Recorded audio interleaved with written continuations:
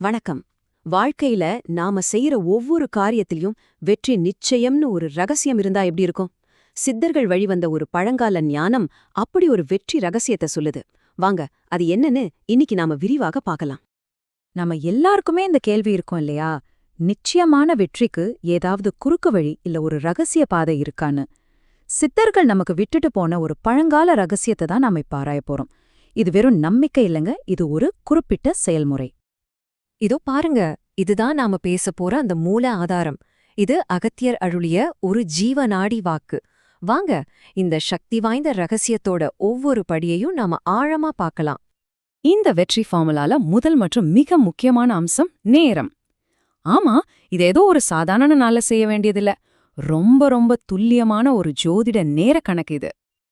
அப்போ எப்போ இதை செய்யணும்னு கேக்குறீங்களா? குறிப்புகள் மிக துல்லியமா இருக்கு.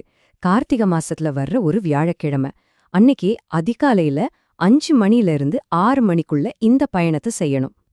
சரி, ஏன் இந்த ஸ்பெசிஃபிக்கான நேரம்? அதுக்கு பின்னாடி ஒரு சக்தி வாய்ந்த ஜோதிட காரணம் இருக்கு. குரு பகவான்னு சொல்லப்படுற வியாழன் கிரகத்தோட சக்தி 2 புனிதமான இடங்களுக்கு மேல ஒரே நேர்கோட்ல பயணிக்கிற அந்த 1 மணி நேரம் தான் இது. நேரத்தை கரெக்டா பிடிச்சிட்டோம். அடுத்தது இடம். நேரம் போலவே இந்த ரகசியத்துல இடமும் ஒரு முக்கியமான பங்கு வகிக்குது.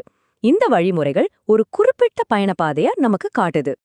சுவாரஸ்யமான விஷயம் என்னன்னா, இந்த மூல ஆதாரத்திலேயே ஒரு வரைபடம் போல கொடுத்திருக்காங்க. அந்த பயணத்தோட 2 முக்கிய புள்ளிகளையும் இது காட்டுது. ஒன்னு தென்திட்டை, இன்னொன்னு ஆலங்குடி.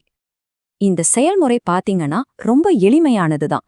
காலையில சரியா 5 மணிக்கு தென்திட்டையில உங்க பயணத்தை தொடங்கணும். அடுத்த 1 மணி நேரத்துக்குள்ள, அதாவது 6 மணி ஆகிறதுக்குள்ள ஆலங்குடிய போய் சேரணும். இதோ இந்த மூல ஆதாரத்தோட மைய வாக்குறுதியே இதுதான்.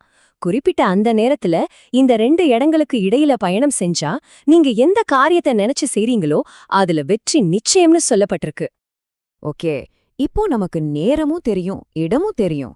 ஆனா பயணம் செய்யறது மட்டும் முக்கியம் இல்ல, அதை எப்படி செய்யணுங்கிறது தான் இங்கே முக்கியமான விஷயம்.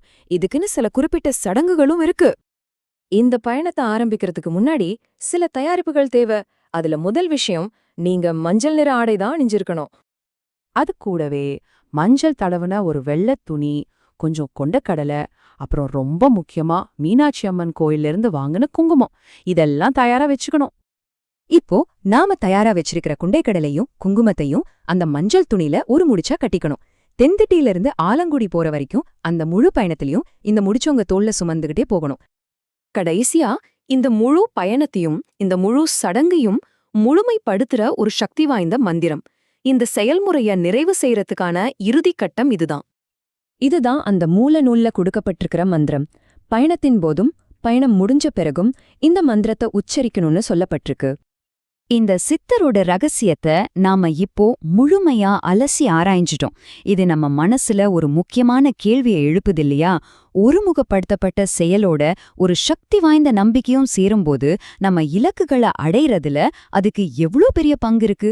ஒருவேளை இந்த சித்தரோட ரகசியம் நமக்கு கத்துக் கொடுக்கிற உண்மையான பாடம் இதுவா கூட இருக்கலாம் இல்லையா?